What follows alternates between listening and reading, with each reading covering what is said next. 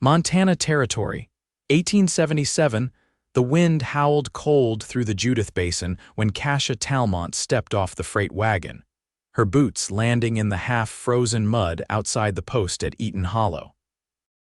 Her coat was too thin, her hands red from gripping the rail, and the stares she drew from the townsfolk were sharp enough to cut. "Do not take her in.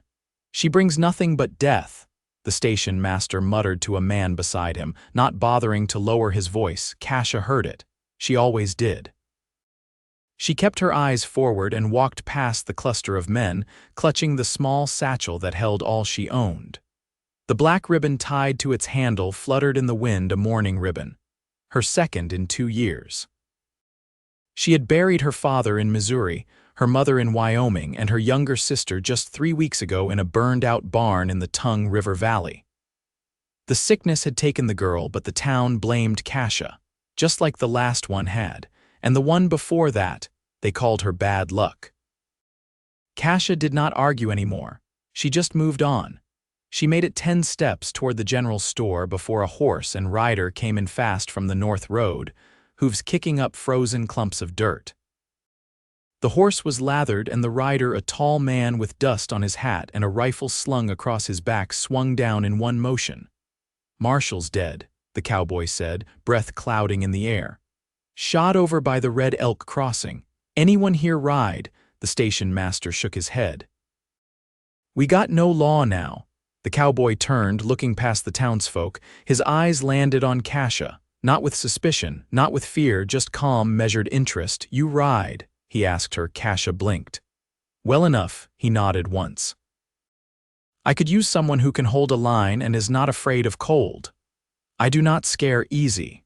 The cowboy held her gaze a breath longer, then extended his hand. "Eliah Drayton," Cassia Talmont. He helped her up onto his spare horse like it was the most natural thing in the world, like he had not heard the whispers. Cassia waited for the flicker of doubt to cross his face, but it never came. They rode out together, toward the Red Elk crossing where the marshal's body lay frozen in the snow. By dusk, they had buried the marshal beneath a small cairn of rocks. Eliah pulled his hat off in silence, his expression unreadable. Cassia stood beside him, arms crossed tight. "Was he your friend?" "No, but he was a decent man, kept this place from turning rotten." They rode back slower than they had come.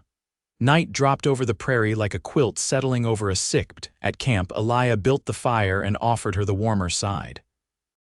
He handed her a tin cup filled with weak coffee and sat across from her, one knee bent, his rifle leaning against a log. "You from this part of Montana?" he asked. "No, moved west after my father died. Been moving ever since." He nodded like he understood something deeper than her words. "They say things," she said after a while. "People about me, I heard. You believe it?" "No." He looked straight at her. "I do not believe in luck, only choice." Cassia looked away, but her hands trembled slightly as she held the cup. "Then you are the first. Maybe folks are scared of what they do not understand." He leaned forward, elbows on his knees. "You ever do anything to deserve what they say?" "No." "Then it does not matter." That night, when she lay on the cold ground beside the fire, she watched him through half-lidded eyes. He had fallen asleep, but not easily. His jaw was still tense even in rest, like a man who had known too much danger and carried too many ghosts. She understood that, by morning, the town of Eaton Hollow was near panic. News had spread that the marshal was dead, the saloon had been robbed in the night, and a settler family had been found murdered at the edge of the basin. Cassia stood on the boardwalk as 2 women walked past, their voices sharp. "She is the reason. I told you bad luck follows her." Eliah came out of the supply store then, dusting flour off his gloves. He walked straight to her, held out a folded cloth. "Here," he said. "You will need it. We are going to be out there a while." Cassia hesitated. "You still want me to come?" He looked at her like the question did not make sense. "I said I need someone I can trust. I meant it." He said it loud enough for the others to hear. Cassia took the cloth and nodded once. They rode out again, this time south, following the trail of the robbers. It was not law work, not really. But Eliah seemed to think somebody had to do it, and he did not wait for permission. 3 days later, they found the wagon. It had been overturned in a shallow ravine, one wheel cracked clean off. 2 men lay dead nearby, shot in the back. But it was the sound that made Cassia tense, a child's cry. They both ran toward the covered back of the wagon. Inside, curled up in a wool blanket, was a boy no older than 5, his lips chapped and eyes wide with fear. Eliah crouched and scooped him up gently. "Hey there, little man," he said softly. "You alone?" The boy nodded, tears starting to spill over. Cassia climbed in and found a second child smaller, maybe 3 years old, lying beside a cold bundle of blankets. The girl was barely breathing. "Eliah," she choked. "This one, she is still alive." They built a fire right there in the ravine. Cassia wrapped the girl in her coat, feeding her slow sips of water. Eliah held the boy close, keeping him warm. When the girl finally stirred and opened her eyes, Cassia exhaled hard and looked up at Eliah. He met her gaze, his face softer than she had ever seen it. "We cannot leave them," she said. "I was not planning to." They made a small camp, staying 3 more days to help the children recover. The boy's name was Micah, the girl was Mara. Their parents had been killed during the robbery. Cassia braided Mara's hair one morning, her hands gentle. Eliah watched her from the other side of the fire, his eyes lingering. "You are good with them," he said. "I never had my own, but I always wanted to." He nodded slowly. "I think they already see you as theirs." Cassia looked down, her throat tightening. Later that night, as the children slept curled beside the fire, Cassia stepped away from camp, needing air. Eliah followed. "You all right?" he asked. She turned to face him. "I have never stayed long in one place, never had a reason." "Maybe you do now," her breath caught Eliah. He stepped closer, took her hand in his. "I do not care what people say about you, Cassia. You are not bad luck. You are brave, fierce. You saved that girl's life. You saved all of us." He brushed a strand of hair behind her ear. "I make my own choices, and I choose you." Cassia looked at him, her heart pounding. For the first time in years, she felt something warm uncoiling inside her. She leaned in and kissed him. It was not rushed, it was not desperate, it was just right, and it changed everything. The snow had begun to soften by the time they reached the homestead. Eliah had spoken of 3 miles west of the basin, tucked in a shallow cut of land where cottonwoods leaned over a narrow stream still rimmed in ice. The cabin was modest, rough-hewn logs, a sod roof, one shuttered window, but the chimney stood straight, and the hinges on the door hadn't rusted through.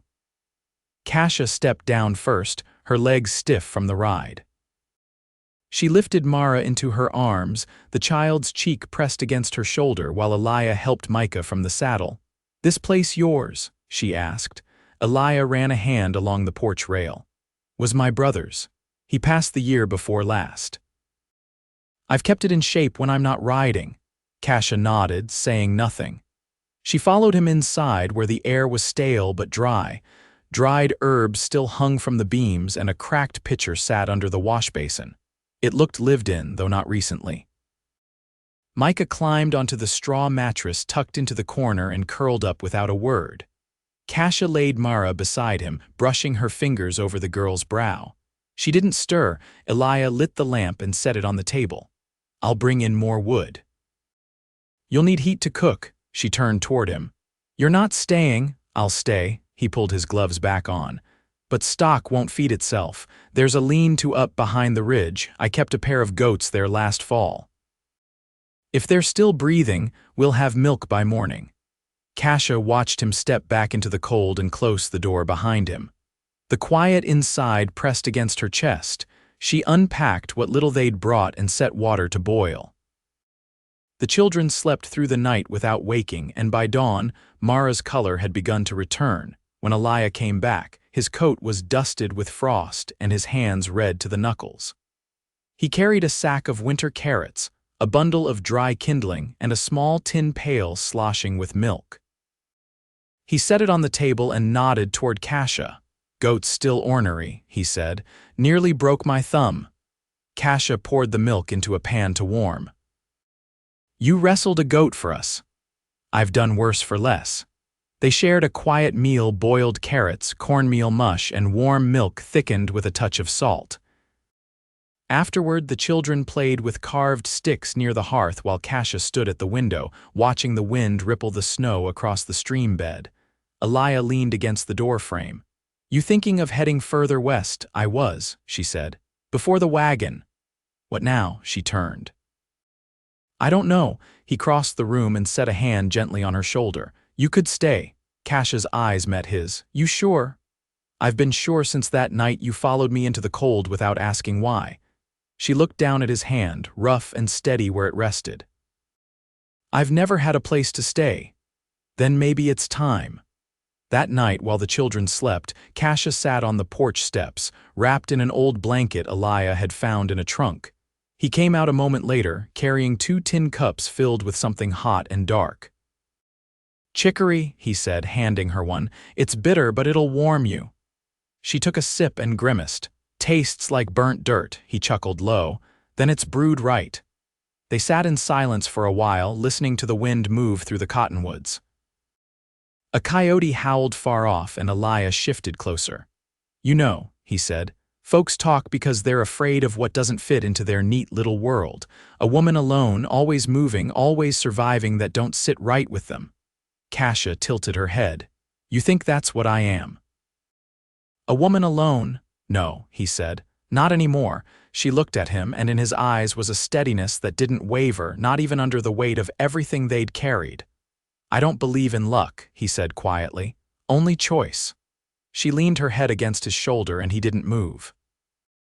The blanket slipped down her arm, and he pulled it back up without a word. Inside, the fire crackled low, and the children's soft breathing filled the cabin. Out on the porch, beneath the stars, Cassia closed her eyes and let herself feel still for the first time in years. She wasn't running anymore, and she wasn't alone. The thaw came slow that spring, seeping into the ground like a long-held breath let go. The hills around the cabin softened into patchwork pale snow clinging in hollows, wet earth rising up in between. Cassia stood at the edge of the field one morning with Eliah's coat draped over her shoulders, watching the frost break apart in the furrows he'd turned the day before.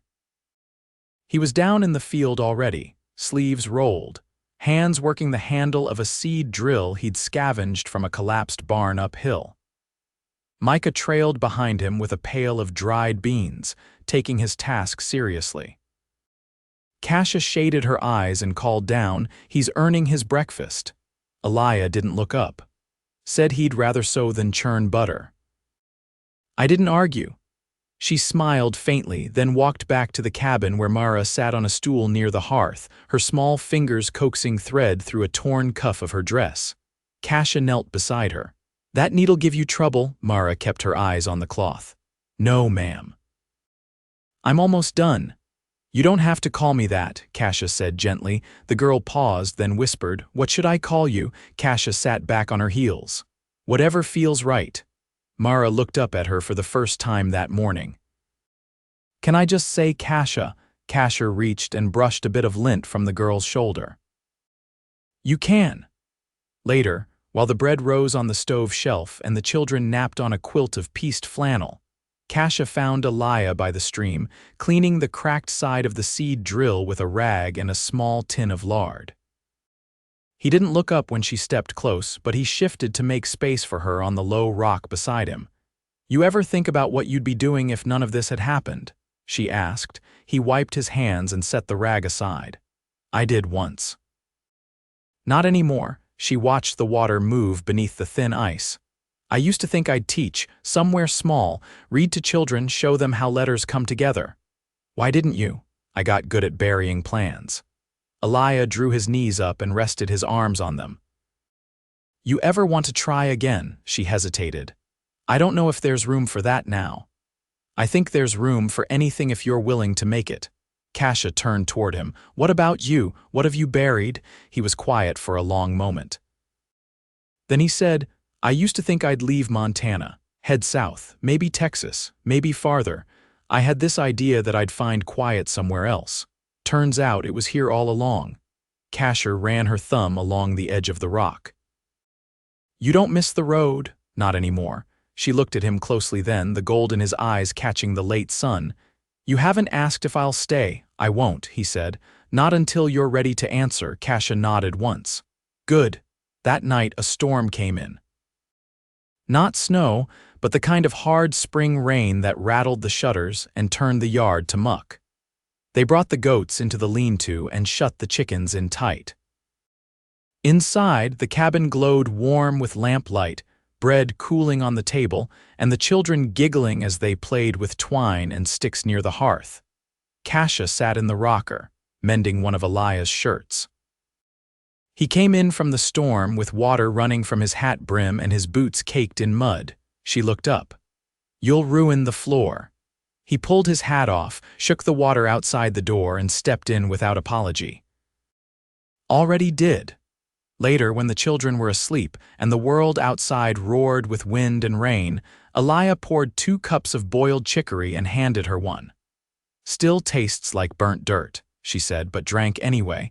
He leaned against the table, arms folded, watching her. You know, he said, I never figured this place would feel like something more than shelter. Cassia looked up. And now it feels like it has a heart to it, a name. She stood and set her cup down. It's not the land that changed. He stepped toward her. No. It's not. She reached for his hand, then rough, familiar, steady. He pulled her in gently, like the thought had come 100 times before and only now found breath. Her voice caught low between them. Eliah, I've never known peace like this. You made it, he said. You're part of it now. She rested her forehead against his chest. Then I'll stay. He wrapped his arms around her, and for a long moment they stood in the hush between thunder and wind. The rain softened against the roof, and somewhere outside the stream kept running, steady as breath. Inside that cabin, beneath the weight of storms and years, the choice was made, not by luck. Not by accident, but by 2 hands reaching and holding fast. By mid-May, the ridge behind the cabin had grown thick with wild chokecherry, and the bees had come back. Cassia knelt in the garden, rows Eliah had carved from the thawing soil, pressing onion starts into the earth with dirt under her nails and sun on her neck. Her bonnet lay discarded on a tree stump, the tie torn from where Mara had tugged it loose the day before. Eliah approached from the east fence line where he'd been mending a broken rail. He held a folded piece of parchment, creased and dirt smudged. I found this in the bottom of that tool chest by the shed, he said, handing it to her. Cassia wiped her hands against her apron and unfolded it. The handwriting was tight and slanted, a ledger half-finished, not her father's, not Eliah's. She read it slowly. Your brother kept accounts, he tried, didn't always add right. She turned the page. There's a note here. Something about a debt owed at the mercantile in Judith Gap. I figured as much. He used to make the trip every 4 weeks, said he traded pelts for tobacco and nails. Cassia folded the paper again. Are you thinking of settling that? I'm thinking we'll need supplies before long. And I don't want that storekeeper thinking this place is still running on someone else's name. She looked up at him. Then we should go together. Eliah hesitated. It's a long ride. I can handle it. He studied her face for a moment, then gave a single nod. We'll leave at first light. That evening, she packed food into a cloth sack, dried apples, corn biscuits, a wedge of salt pork, and laid out her coat near the hearth. Mara was asleep already, her thumb tucked under her chin, and Micah was curled with a dog-eared book Eliah had found in a crate weeks earlier. Cassia sat cross-legged on the floor, sewing a patch onto the boy's trousers. Eliah crouched nearby, oiling the rifle. You never told me how you learned to shoot, he said, tone low. She didn't look up. My uncle taught me. After my mother passed, he thought it best I know how to keep varmints off the property. Did you like him? No. Her fingers paused. But I was grateful for the lesson. He didn't press further. Instead, he reached for the tin of grease and worked it into the latch. Cassia tied off the thread. You ever think about teaching Micah to shoot, to fix a tool, handle a buck saw, things that matter? I do, he said. But I wanted him steady first, she nodded. He's steadier now. Eliah glanced toward the sleeping children. That's mostly you. They left before sunrise. The road to Judith Gap was narrow, still rutted from the wet weeks. They rode slow, the wagon creaking under the weight of dried hides they'd bundled for trade. Cassia held the reins while Eliah walked beside, his rifle slung crosswise and his gaze always scanning the tree line. They passed no one for miles. "You ever miss the noise?" she asked after a long stretch of silence. "What noise?" "Town, people, pianos out of tune, gossip on porches." He looked up at the sky. "Not once," she smiled, faint and private. "Me neither." They reached the Mercantile by late afternoon. It was a squat, wide building with a warped awning and a hitch rail that leaned north. A cowbell jangled when they stepped inside. The shopkeeper, a gray-jawed man with thick spectacles, looked up from behind the counter. Eliah spoke first. "Name's Drayton. My brother did trade here. I remember him, kept poor records, paid in pelts." The man adjusted his glasses. "You settling that?" "I am." Cassia took out the parchment and laid it flat. "We brought a fair trade." The shopkeeper studied the hides, then counted dried beans into a cloth sack and set a jar of lamp oil beside it. Cassia moved through the store slowly, choosing only what they needed: salt, stitching thread, a tin of lye soap. She lingered a moment over a bolt of calico but didn't touch it. On the way out, the shopkeeper paused.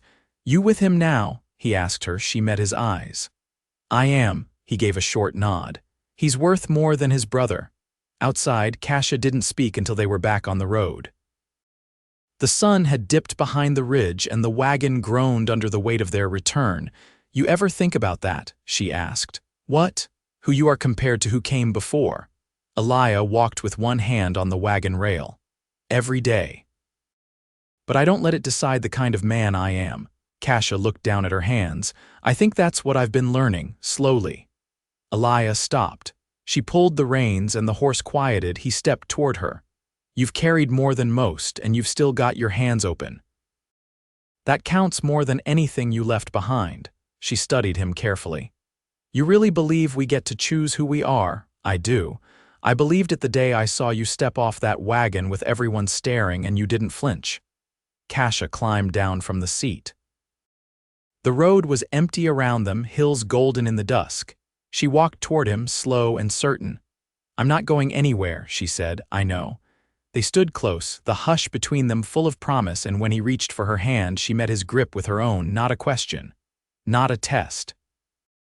Just a vow. Quiet and sure, like the land they'd come to call home. By late June, the cabin's porch had been rebuilt with fresh-hewn pine rails, and the sound of nails driven into sun-warmed wood marked the days. Cassia laid the last of the washed linens over the back line to dry, her sleeves rolled, her arms browned from work. Mara and Micah sat near the garden, heads bent together over a pair of wooden figures Eliah had carved from leftover kindling.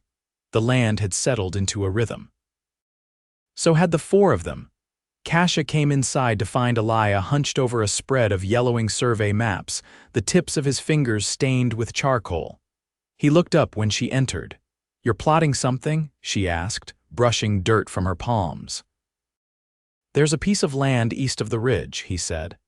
"Untouched, far as I can see, stream cuts through it. Could be good for grazing come next spring. You thinking of buying it?" "I am. But I'd need to register it in town. There's a clerk in White Sulphur." "Man I know from way back." Cassia leaned against the table. "You trust him?" "I do." He folded the map carefully. "But I'd need a second name on the deed, to hold it steady." She didn't answer right away. Outside, the wind moved through the cottonwoods in long, low waves. "Is that your way of asking me something?" she said at last. "I reckon it is." Cassia stepped closer. "You want to tie your land to mine, I want to tie my life to yours." He didn't reach for her, he just waited. And she felt the weight of the moment settle around them, not heavy but certain. "I never wore a ring," she said softly, "never had a name beside my own." "Then let's start with your name and let mine follow it," her breath caught. "Yes." That evening they told the children as they shelled peas on the porch steps. Micah nodded solemnly, as though this confirmed something he'd already decided. Mara looked up and whispered, "Will we have to move?" No, Cassia said gently. This is home. They were married 2 weeks later under the tallest cottonwood by the stream, with the sun warm and high and the scent of mint rising from the creeks. Eliah wore his father's coat, brushed clean, and Cassia tied a blue ribbon at her wrist in place of lace. There were no guests but the children and a pair of quiet robins nesting in the eaves. Eliah spoke his words with steady eyes. Cassia answered with tears she didn't wipe away. After they walked the bounds of the land together, hand in hand past the garden rows, down the slope where the goats grazed, to the place where the stream bent near a patch of wild iris. I want to build something here, Eliah said. Something for the children, maybe a room of books. A place to learn. Cassia pressed her hand to his chest. Then we'll build it. They did over the course of the summer.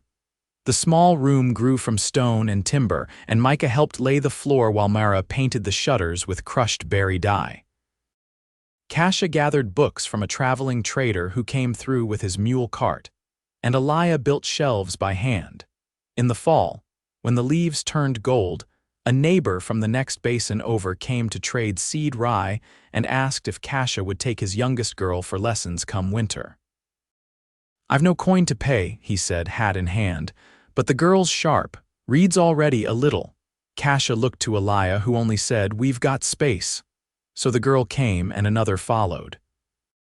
By December, the room was full 3 mornings a week, with children's boots lined at the door and chalk dust in the cracks of the floorboards.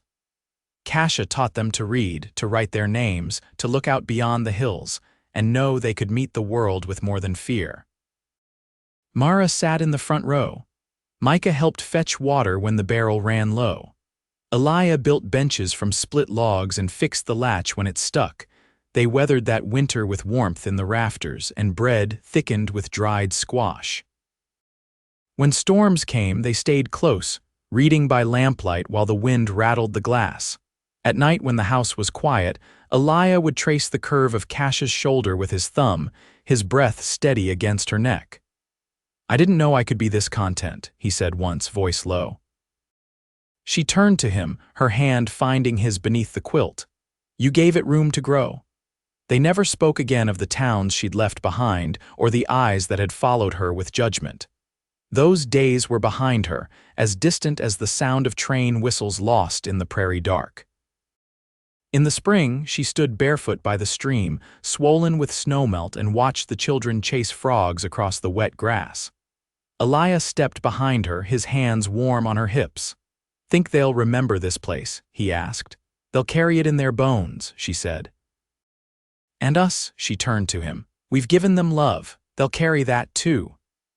He kissed her then, slow and certain, with the sun rising behind them and the land wide open before them, and there was nothing left to run from, only what they had built and what they would keep building together. Always.